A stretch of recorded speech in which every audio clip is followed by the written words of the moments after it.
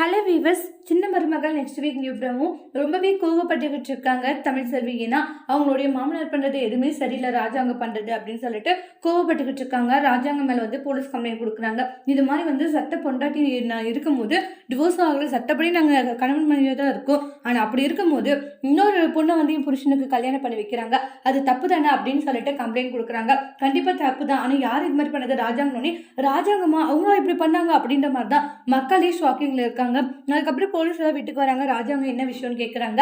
இது மாதிரி உங்க பையனுக்கு வேற ஒரு பொண்ணு தாமரன்ற பொண்ணை கல்யாணம் பண்ணி வைக்கிறீங்களாமே, இது சட்டப்படி ரொம்பவே தப்பான ஒரு விஷயம், அதனால நாங்கள் உங்களை அரெஸ்ட் பண்ண வந்திருக்கோன்ற மாதிரி சொல்லுவாங்க. என்ன சொல்லிட்டு இருக்கீங்க? ஆமா, நாங்கள் உங்களை அரெஸ்ட் பண்ண வந்திருக்கோம், நீங்கள் ஃபர்ஸ்ட் ஸ்டேஷன் நடுங்கன்றாங்க.